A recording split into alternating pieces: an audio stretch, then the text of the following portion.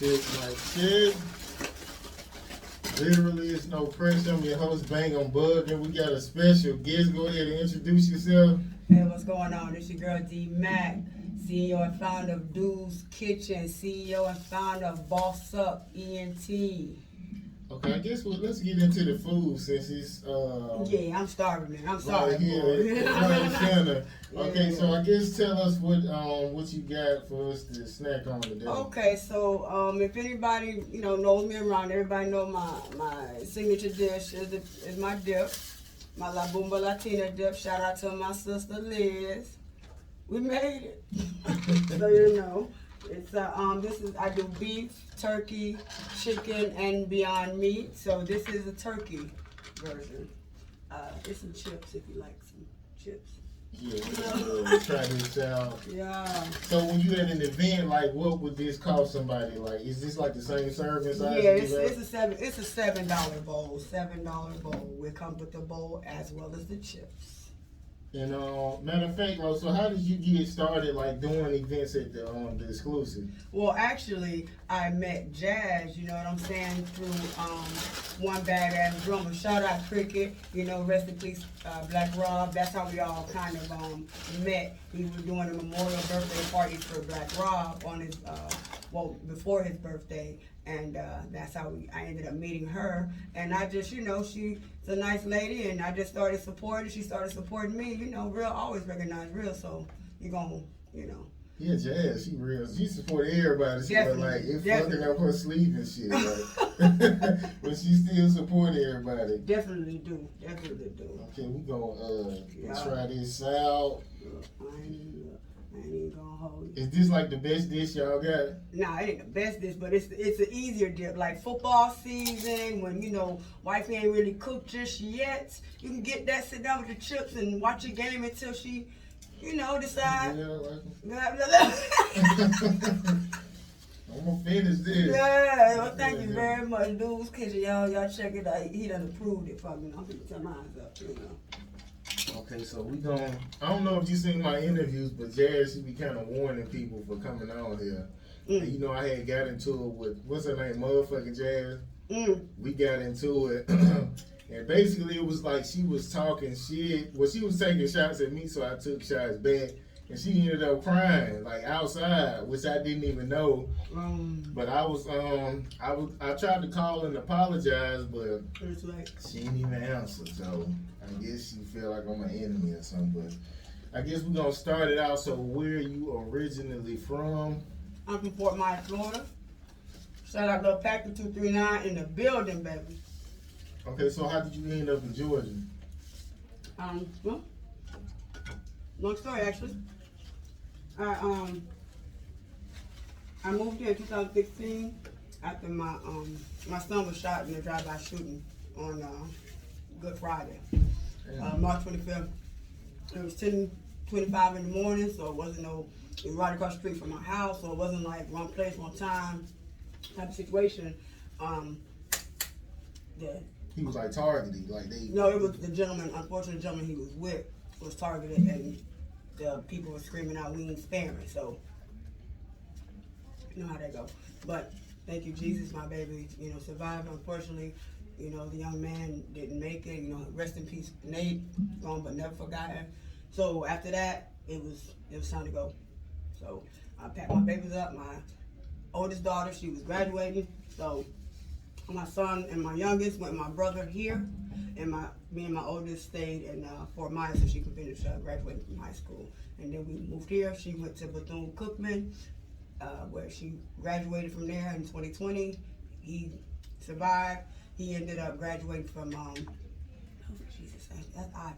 Oh God, what's the name of high school? I feel so bad. Bank something. But yeah, he graduated from here, and then he went to FAMU, and he just graduated this year from FAMU with bachelor's in accounting. So anybody need a strong black accountant, he's ready.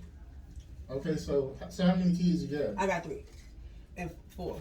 My wife has a daughter as well, so we got 4 together. So they like biological? Yeah, they came right out. You want to see the C-section? No, I'm okay. good. I'm not telling my family you want to see because they don't be believing me. But yeah, all 3 of mine, 20, 23, 21, and 14. I believe because one of my homeboys, like his sister, like had like 4 kids, and then she started dating women when she got older. So Right. I believe you. Okay, so did you you grow up both of your parents? No, my grandma raised me. That's how we'll get to that, but that's how Dude's Kitchen actually, came to be. Because she the one who taught me how to cook. So I'll tell anybody, I'm not culinary trained. I'm grandmama trained. I can't make it look pretty, but it'll sure look good. Sure tastes good. Okay, so what's your relationship like with your parents? Like y'all? I don't fuck with them. You don't know them? I don't fuck with them. I mean, I know them. They're alive and everything. I just don't fuck with them.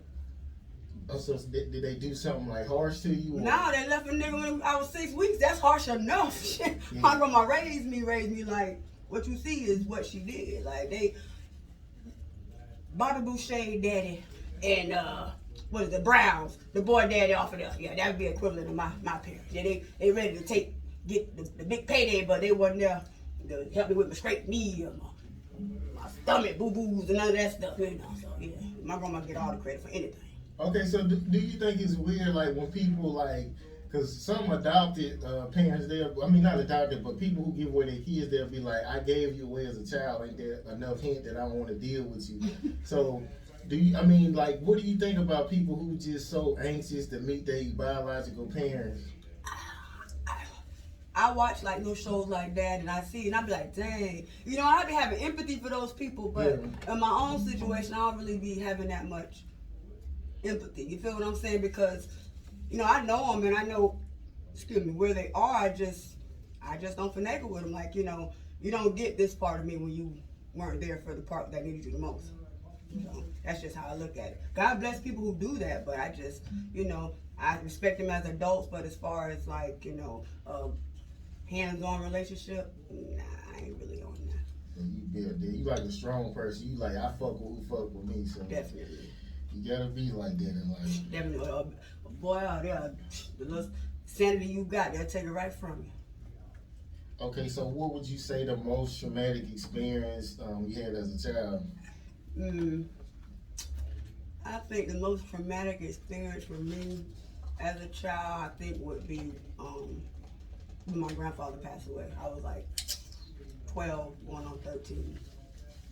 And like he was like the father figure, like he taught me like different things, like I learned how to like make breakfast and stuff like that, because towards the end he was kind of like bedridden, so I like had to make the breakfast. So he takes medication because my grandma was at work, or she may be at church or something like that, and I was like legit like 10, 11 years old.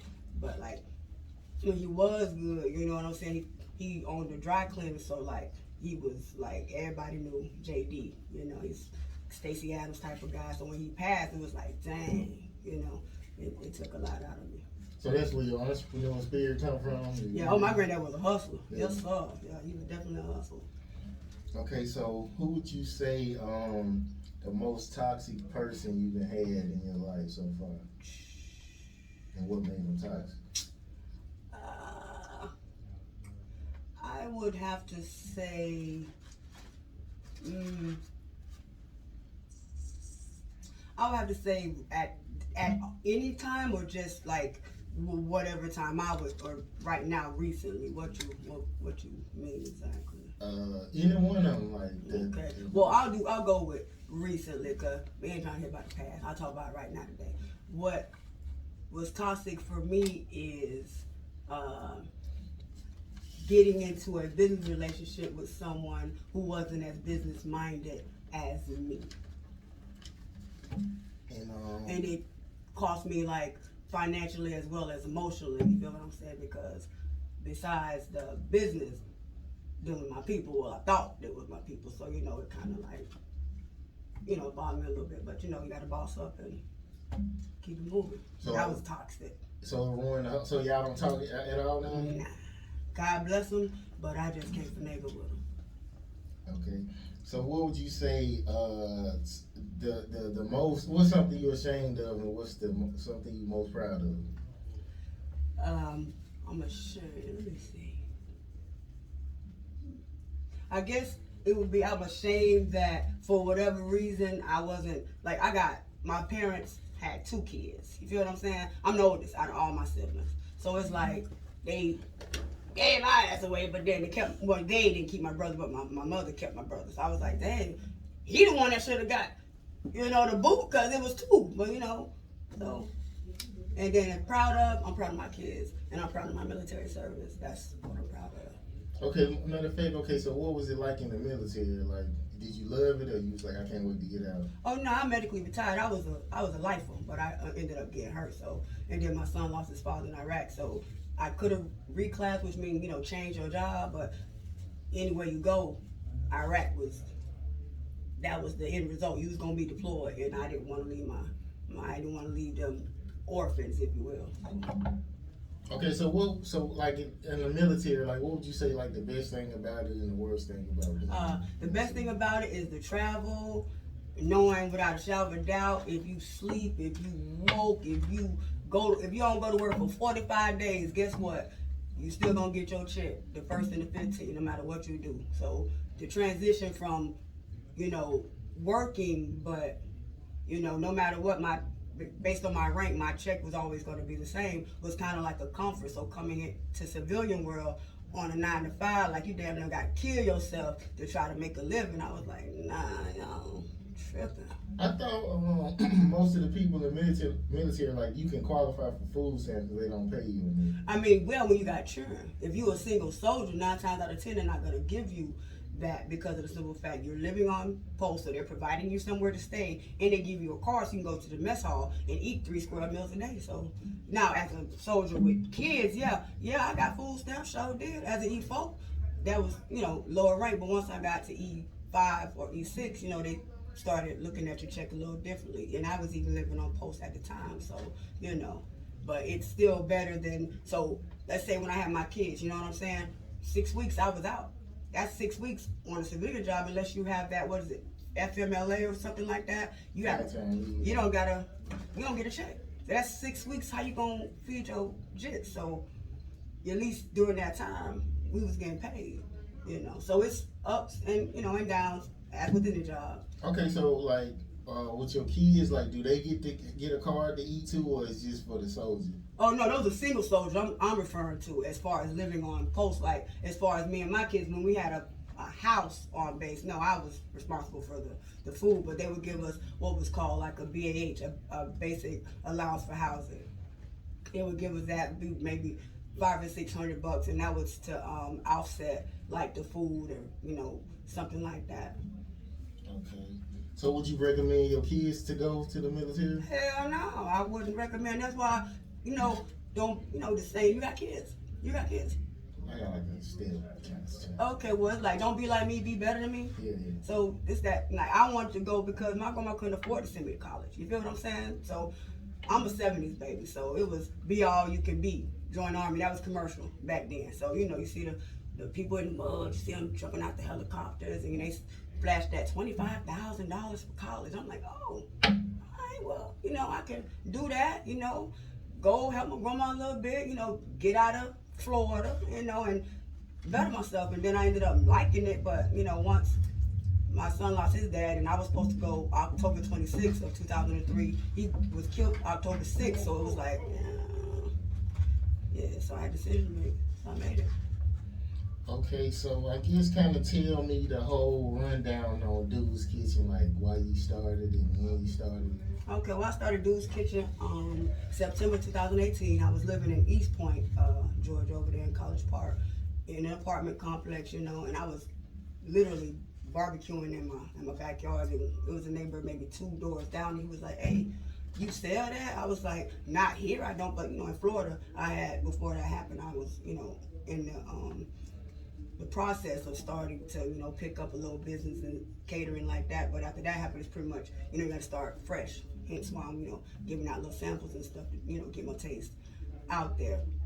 I started because of my grandma. Like, the house that I grew up in was taken by the bank. So I know my grandma passed in the house. You feel what I'm saying? So I know she's not pleased that the house was taken. Like, not even a year after she was, So my goal is to try to get that back. That's why I grind. That's why I created Dude's Kitchen, so I can get a residual income, get my taste out, and get my taste in front of those who can help me get it to the next level. Okay, so like when you do an event, do they pay you like a flat fee to come out, or you just make your money off of it? Now, see what they usually like the pop up shops, for instance. Let's say if a pop up shop might be $75, and I'll pay them the $75, and whatever I make is what I take. So, and I make more than $75, so it's an even trade. Okay, that's what's up. So you have like a truck, or you just? Nah, I just I pretty much thug it with my bags. So I got my table, I got a grill. I do have like a fryer type of like grill type of thing that I could travel with, but I haven't put it to use just yet because of obviously Corona.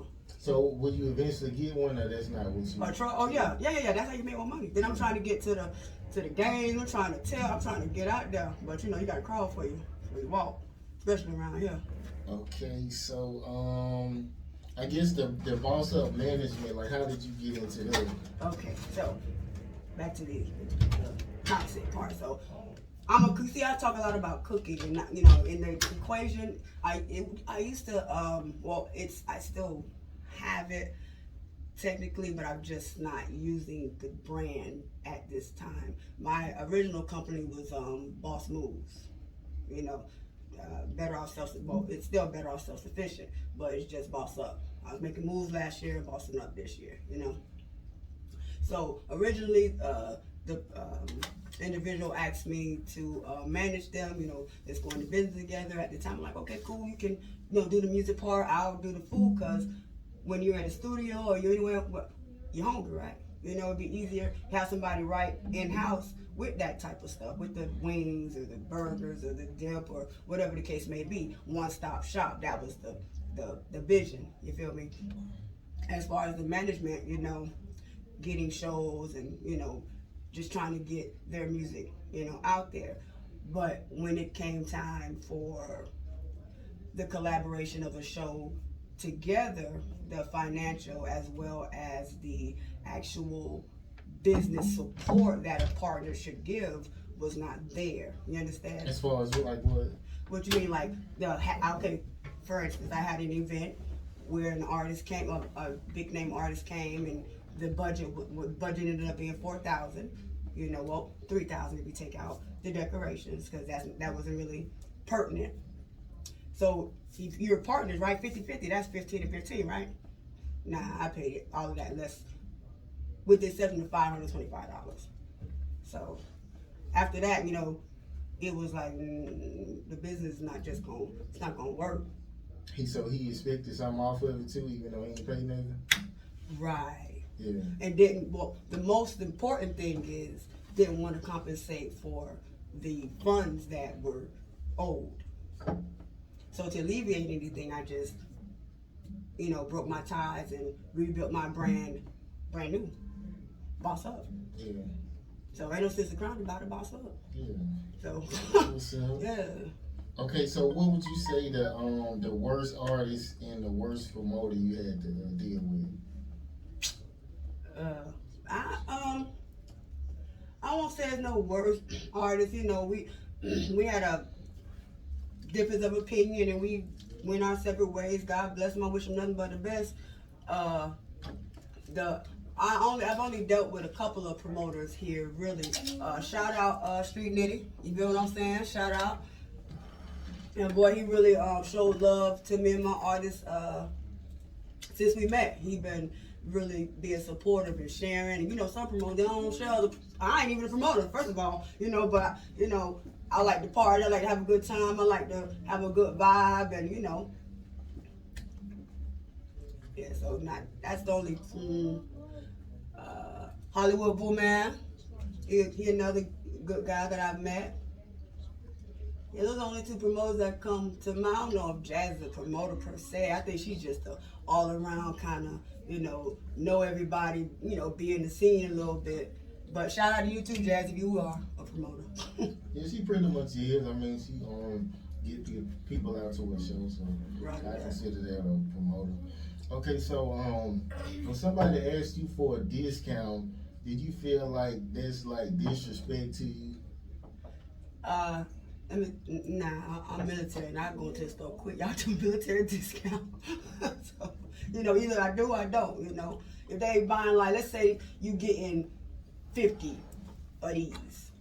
Yeah, I'll cut your deal, but if you get one, it's gonna be $7. So you see, sometimes you gotta pick and choose when to bid, your prices, and one ain't good enough to take no money off. But 50, yeah, we can talk about something. Okay, so what do you feel like the best part of being a business owner and the worst part of being a business? The best part, I think, would obviously be you make your own hours. You pretty much, you don't have to, you're not tied to a 9 to 5. Like, let's say I want to go to Florida next week. I don't have to go ask my boss to replace somebody to, take my hours and things like that. I pretty much can go. There's no reason for me, as far as, unless I have something at home that is going to keep me there. I pretty much can move how I want to move if time and finances. Okay, so you don't work a regular job, you just do this? Yeah, I'm retired. I'm retired military. Okay, that's what's up. So that's what I do. Yeah, because I know a lot of people, like, they get another whole... I did. I tried. I did that. I've done call centers. I worked at a grocery store.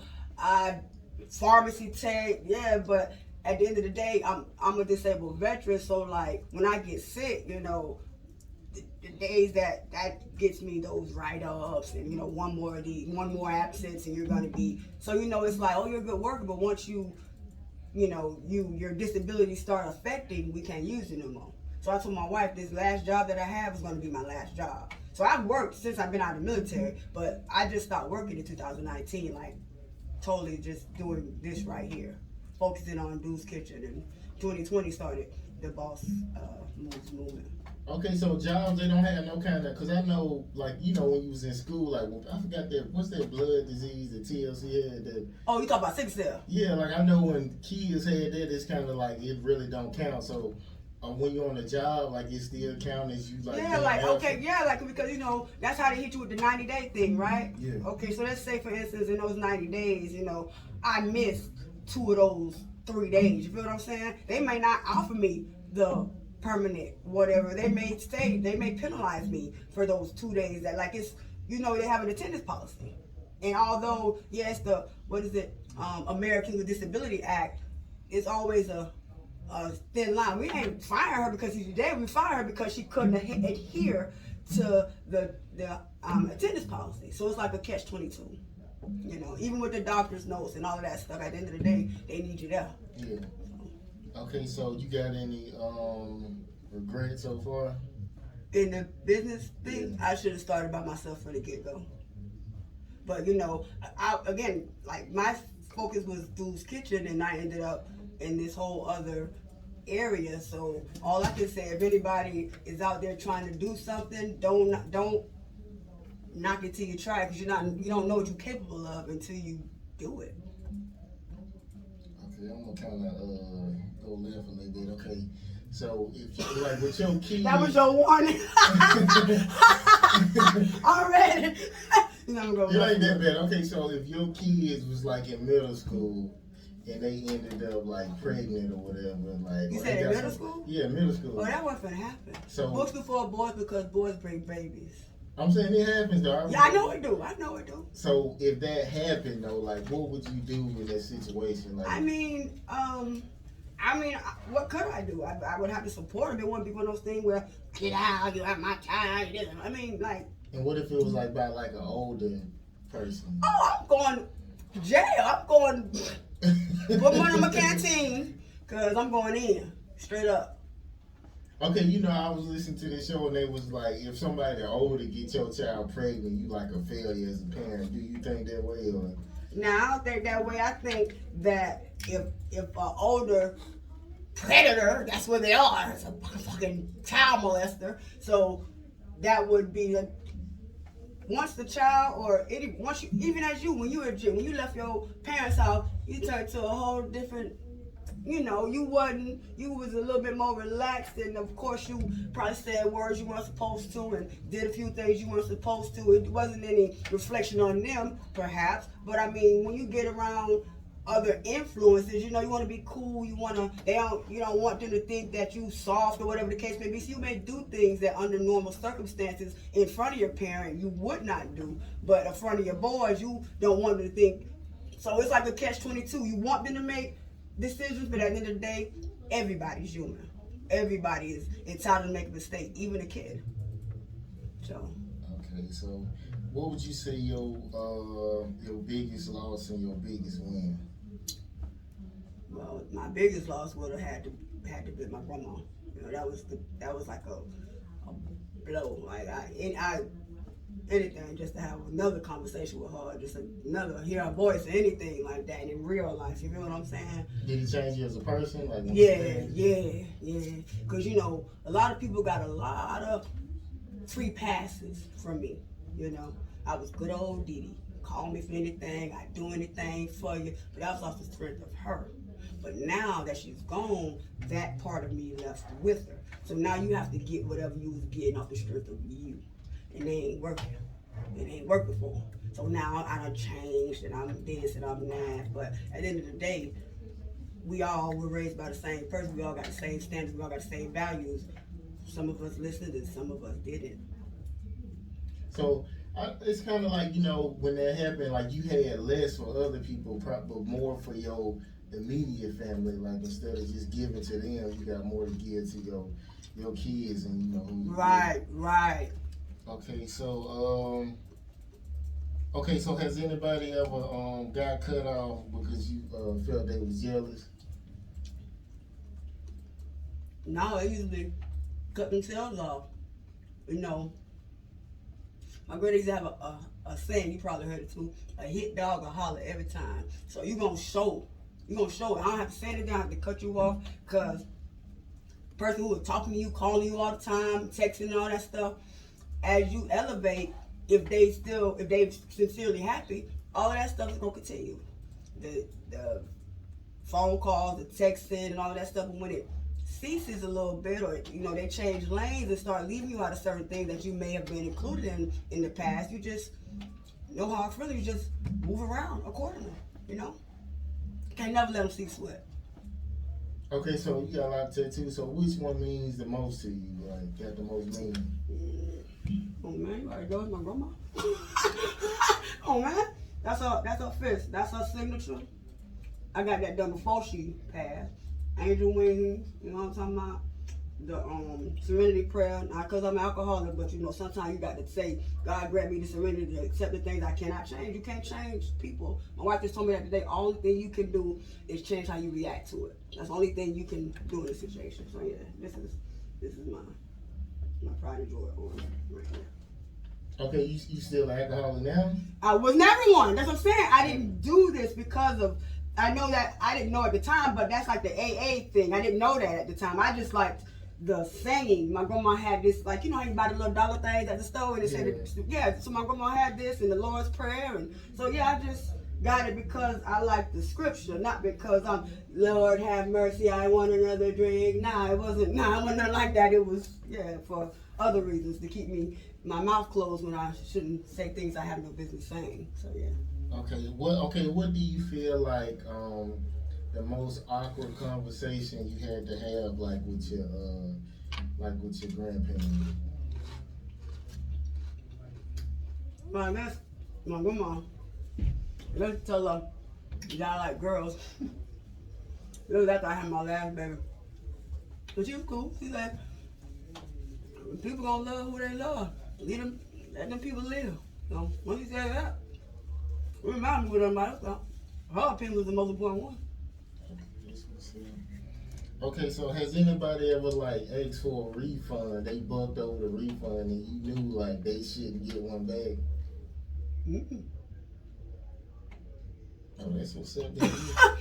You been doing good business.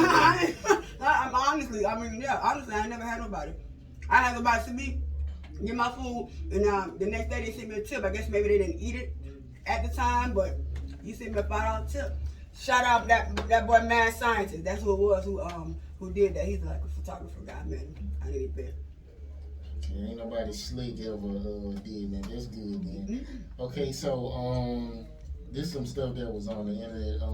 They were saying Future texts his son that his mom was a hoe. So, what's your thoughts about that? Can I get my drink? I mean, is that out of line or is she? Probably so. Is she messing with 50? It's right behind the greenback. How old is the child? Is it an older child or is it a little child? He looked like he about under 10, maybe. Oh yeah, he was wrong. He shouldn't have. Like. I mean, I guess it doesn't matter what the context of the conversation was. Like, why did he was like, "Hey, Dad," and his response was, "Your mama home." Like, I mean, like, why did he? What was the meat and potatoes behind why he said that? Oh, they didn't really get into it. Yeah, I think it was like a message on Instagram, but I ain't really pay attention to that. Yeah, I did. I seen that, but I mean, whatever your opinion is of the other parent, you shouldn't reflect that to the child, if at all possible. Sometimes they might walk in and you talking a little trash on the phone or whatever, but like directly, that ain't it, your mama, that's just because it messes with them mentally, because now it's like they gotta try to kind of pick and choose, like, am I on his side or am I on her side? Like, and that messes up with their self-esteem, or you look just like your daddy. Is that a bad thing? Like, I thought I looked good, like, it's certain things that parents say to their kids that can affect them in a negative way, and like I never call my kids stupid or dumb, and I wouldn't allow them to call each other that. I'm sure when I wasn't around they said that and much more, but I wouldn't allow them to do that, because you already got enough of that outside. You can't bring it in here. Okay, Freaky Zeke, he posted a video of, he was upset about his son. Basically, they left doo-doo in his clothes for 7 hours. Who left doo-doo in who clothes for 7 hours? Freaky Z. I think he's like an older artist from up north. They left doo-doo in his son's clothes for 7 hours. So he made a video about it, like he was upset, talking about don't go to the school and all that. So like, is it like a baby? Yeah, like a young kid, elementary school. No, not elementary, daycare. Or is he handicapped, or?